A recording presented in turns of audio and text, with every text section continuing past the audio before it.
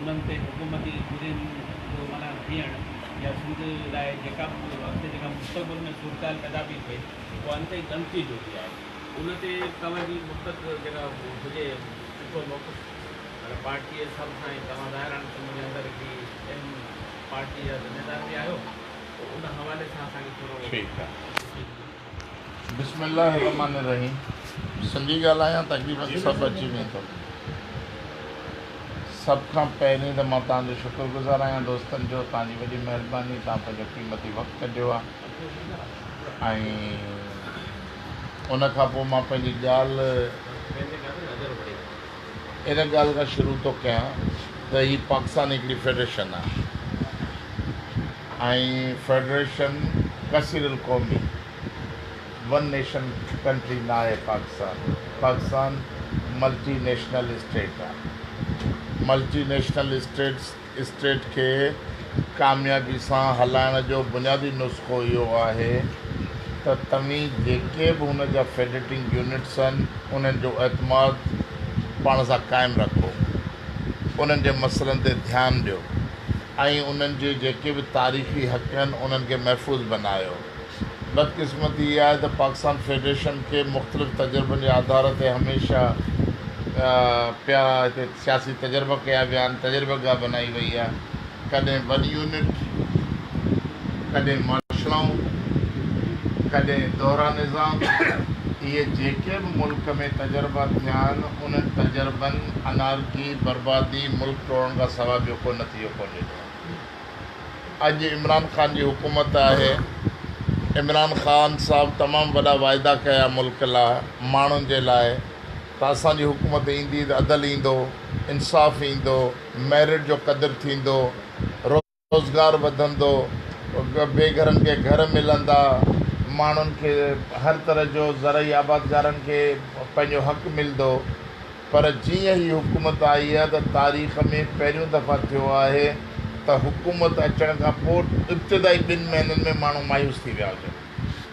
हर माण्हू साल इंतज़ारु कंदो आहे, 2 साल इंतज़ारु कंदो आहे, पर इमरान ख़ान जी वाहिद हुकूमत आहे जंहिंमां माण्हू 2 महीननि जे अंदरि उन कारकर्दगी खां मायूस थी विया आहिनि।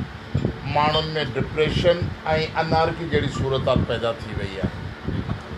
मसलन महांगाई उरूज ते, सॼी दुनिया में तेल जा अघ लही विया आहिनि, पाकिस्तान में तेल जो अघु नथो लहे, जंहिंजे करे बिजली महांगी, गैस महांगी, खाधो खुराक महांगो इंसाननि जो, पघारुनि जी साॻी सूरत हाल आहे ऐं माण्हुनि खे हिकिड़ी गैर यकीनी फिज़ा में फासायो वियो आहे। भई इंक्रोचमेंट तव्हीं ॾायो पिया, असीं हिमायत करियूं था त तव्हां तारीख़ी माॻ आज़ादु कयो, तव्हीं इंक्रोचमेंट्स ख़तमु कयो, रोड रस्ता तव्हां वेकिरा ठाहियो। पर इहो तव्हांखे कंहिं ॾिनो आहे त जेके पाकिस्तान ठहिण खां अॻे 50, 70, 80 सालनि जा क़दीमी ॻोठनि तव्हां उन्हनि खे ॾायो। जेके पाकिस्तान ठहिण खां अॻे जेके नक्शे ते मौजूदु आहे उन्हनि जे ॾाइण जो हक़ु कोन्हे। पको किलो सिंध जो हिकिड़ो तारीख़ी माॻ उहो ख़ाली नथो थिए, उन ते अञा ताईं कब्ज़ा लॻा पिया आहिनि। उन जे अर्द गिर्द हज़ारे दुकान ऐं उहे इंक्रोचमेंट्स कब्ज़ा लॻा पिया आहिनि, कचे किले ते कब्ज़ा लॻा पिया आहिनि, उन जी बहाली लाइ कुझु नथो कमु थिए पियो। ऐं उन खां पोइ जेके बि शहरनि में कचूं आबादियूं ॿियूं आहिनि त हीअ हुकूमत जी इख़लाक़ी ज़िम्मेवारी आहे त जिन माण्हुनि जा घर ॾथा आहिनि, जिन जा दुकान ॾथा आहिनि, उन्हनि खे मुतबादिल इंसान ॾियो। तव्हां लखा माण्हुनि खे बेरोज़गार करियो था हिकिड़े धक सां। माण्हुनि जो दुकानु ॾेई वियो, होटल ॾेई वई, कारोबार ख़तमु थी वियो, घर ॾेई वियो, माण्हू रोड ते अची विया। छा थींदो? माण्हू धाड़िल थींदा, अनारकी पैदा थींदी, समाज में दहशतगर्दी वधंदी। उन जो को रस्तो कोन्हे। जीअं मां तव्हां वटि घारे में आयो आहियां त ही थईम ॻोठ जा वेठा आहिनि माण्हू, त हिकिड़ी हुकूमत ड्राए पई, ॿिया वरी कब्ज़े खोर माफ़िया आहे जेके हुकूमत जी सरपरस्ती में माण्हुनि जा तारीख़ी माॻ ऐं ॻोठ ठाहिनि पिया।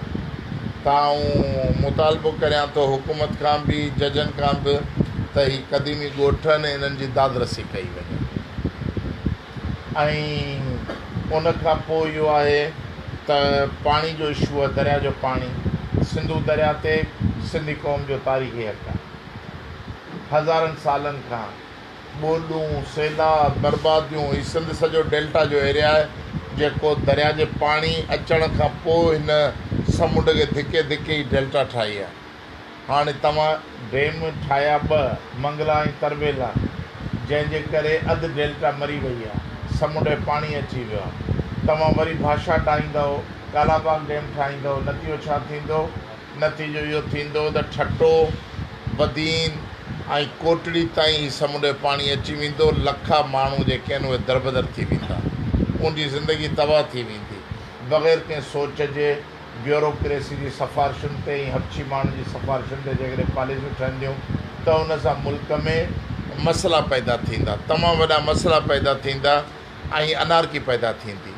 त इमरान ख़ान इन लाइ करे सिंध हुकूमत खां पुछियो आहे, सिंधी माण्हुनि खां पुछियो आहे, काउंसिल ऑफ कॉमन इंट्रस्ट में को डिस्कस कयो आहे, धारियुनि खे शनाख़ती कार्ड ॾियणा आहिनि। एग्ज़िक्यूटिव ऑर्डर जारी करे छॾियो त बाबा 40 लख अफ़गाननि खे शनाख़ती कार्ड ॾियो। बाबा तोखे कंहिं हक़ ॾिनो आहे त तूं जेको आहे सो अदालतुनि खे पंहिंजो मुआफ़िज़ ठाहे ऐं तूं जेको आहे डिक्टेटराना आमराना तर्ज़ अमल इख्तियार कर।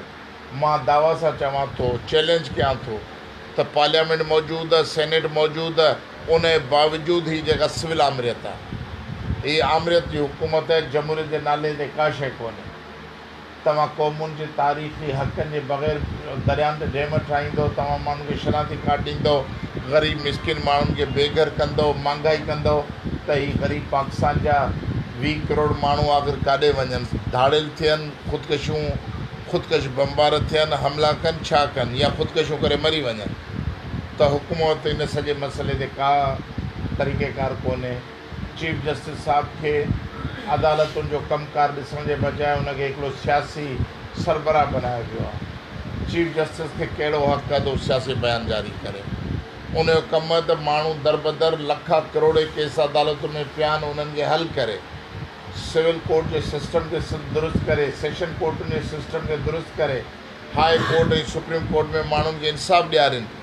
इन बजाए चीफ जस्टिस सॼी दुनिया में डेम लाइ फंड पियो गॾु करे, सियासी बयान पियो ॾिए, गद्दारी जा आर्टिकल 6 जा धमकियूं ऐं दमान पियो ॾिए। त इहो सॼो जो सॼो ग़ैर क़ानूनी, ग़ैर इख़लाक़ी, ग़ैर आइनी अमल आहे। ऐं सिंध इंतिहाई हींअर बेवसी जी कैफ़ियत में आहे, बेवसी जी कैफ़ियत में आहे। ऐं सिंधिया माण्हू समूरे मसइलो, वॾो अफ़सोस आहे त सिंधिया माण्हू लातालकी में आहिनि। सिंध जे माण्हुनि खे पीपल्स पार्टी जहिड़े तरीक़े सां भाड़ियाई जो गांजो पियारे छॾियो आहे।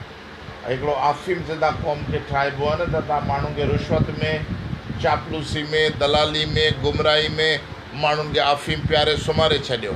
पीपल्स पार्टी सभिनी माण्हुनि खे पिन ते, ख़ैरात ते ऐं लालच ऐं रिश्वत जे आसिरे उन्हनि खे गुमराह करे ख़तमु करे छॾियो आहे। माण्हुनि जे अंदरि पंहिंजो क़ौमी जज़्बो, क़ौमी शौक़ु ख़तमु थी वियो आहे। जेकॾहिं तव्हां ॾिसो था त अॼुकल्ह आबादगार भाषा डैम जी हिमायत कनि पिया।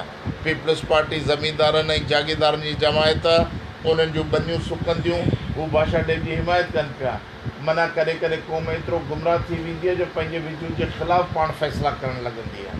त हीउ जेको कुझु थिए पियो इहो असांजे मजमूई विजूद जे ख़िलाफ़ु आहे।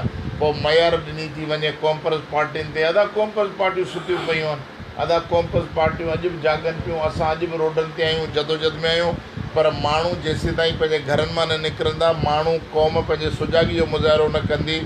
जे अहिड़ी सुजागी जहिड़ी जनरल ज़िया जे ज़माने में सिंधी माण्हुनि कई। 80 जो शानदार दौरु हो जंहिंमें असां ऐं तव्हां सभु सियासी कारकुन पैदा थियासीं, पंहिंजा घर छॾियासीं, जेलनि में वञण लाइ तयारु हुआसीं, जबर खे टकराइण लाइ तयारु हुआसीं।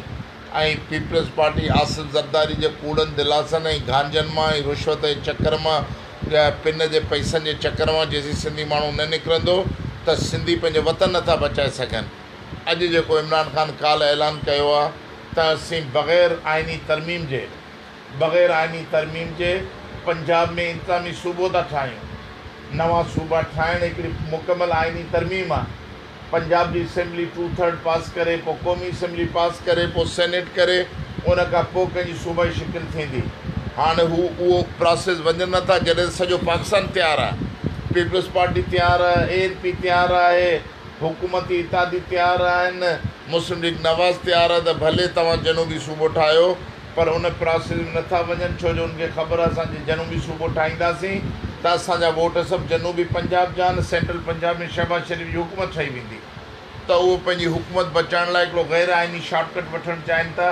जंहिंमें चवनि था त हाणे असां चीफ सेक्रेटरी IG वग़ैरह अलहदा विहारींदासीं, जेको मुल्तान में वेहंदो अलहदा सूबे जो निज़ाम संभालींदो, पर जाग्राफिकली असां नओं सूबो नथा ठाहियूं, जंहिंजे करे इहो थींदो त हिकिड़े दफ़ा तव्हां मुल्तान में इहो तजुर्बो कयो पिया, पोइ सुभाणे वरी तव्हां कराची में अची वेही रहंदो, हूअं ई कराची और सिंध जी रागणी हले पई, सुभाणे कराची में तव्हां अलहदा चीफ सेक्रेटरी IG विहारे चवंदो त असां हिकिड़ो नओं इंतिज़ामी यूनिट ठाहे था छॾियूं।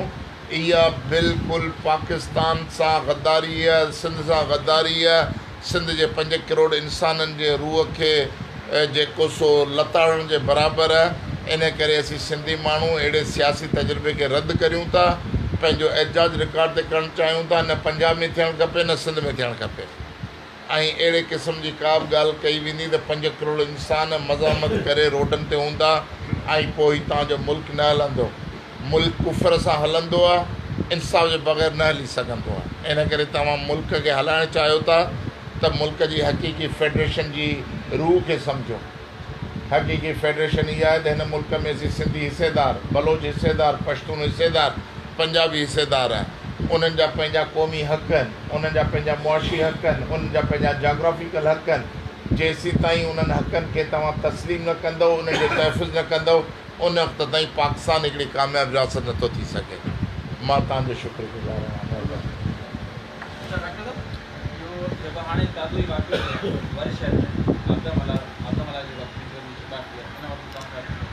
ॾिसो, मां वियुमि आबता मल्ला जे तॾे ते उनजे वारसनि सां मिलिया आहियूं, जेके बि एहतजाज थियनि था असांजी पार्टी उन में उन्हनि सां कुलो कुले में गॾु। असां इहो मुतालबो कयो आहे त हिकिड़े सिपाही जे गिरफ़्तार करण सां मामिलो हल कोन थींदो। जेके बि वारस जिन बि माण्हुनि खे चवनि था त फलाना फलाना ASI सूबेदार DSP जेके बि उन छापे में मौजूदु हुआ, उन्हनि ज़िम्मेवारनि ते FIR थियणु खपे, उनखे गिरफ़्तार थियणु खपे। पोइ अदालत उनखे छॾियो त अदालत कंहिंखे ॾोही ऐं कंहिंखे बेॾोही करार ॾिए थी।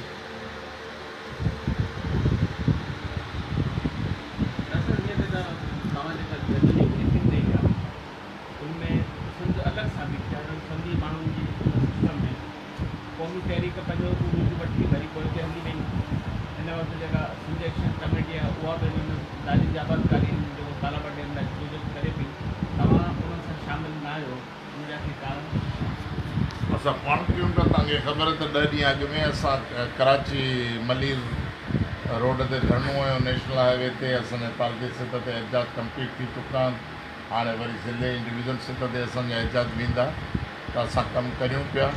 सिंध एक्शन कमेटी वारा बि कनि पिया। बसि जेकॾहिं बुनियादी मक़सदु साॻियो आहे, को हुन रस्ते सां को हुन रस्ते सां का अहिड़ी मंज़िल ईंदी जंहिंमें असां वञी गॾु थींदासीं, हिकु ताक़त बणिजंदासीं, अहिड़ो कोई इशू कोन्हे।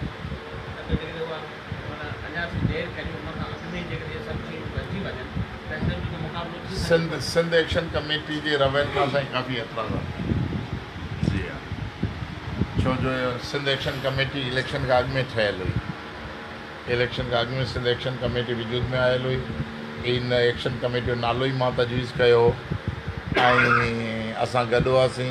पोइ जॾहिं इलेक्शन जो ज़मानो आयो त हिननि हिकिड़ी बि गॾिजाणी सिंध एक्शन कमेटी न सॾाई, त मशवरो कयो वञे हा त गॾिजी भला ठीकु आहे, इलेक्शन आहे, पर हर को पंहिंजे पंहिंजे मास्टर्स जी मर्ज़ी सां इताद कयूं। के तहरीक इंसाफ़ सां इताद कयो, के GDA सां इताद कयो, को कंहिंजी टिके ते, को कंहिंजी टिके ते। वाहिद STP जेका पंहिंजे नज़रियाती बुनियादनि ते, फिक्री बुनियादनि ते हले था अकेली पार्टी। उनखां पोइ शनाती कार्डनि ते असां जेका तहरीक हलाई त तव्हां ॾिठो, STP कराची में 3 ॾींहं बुख हड़ताल में शामिलु हुई, पर जॾहिं उनजा नुमाइंदा नादरा वारनि सां ॻाल्हाइण विया थिए त उते उन्हनि कंहिं बि पार्टी जे असांजे नुमाइंदे खे पाण सां गॾु खणी वञण में थोरो ऐब पिए सम्झो, आर पिए सम्झो। जॾहिं चऊं था त दिल्लीअ ई ज़हनी तरह सां गॾु न आहियूं त रुगो फ़ोटो कढाइण लाइ गॾु थिजे, हिन खां बहितर त पंहिंजे रस्ते ते हलिजे, उहा हले पई।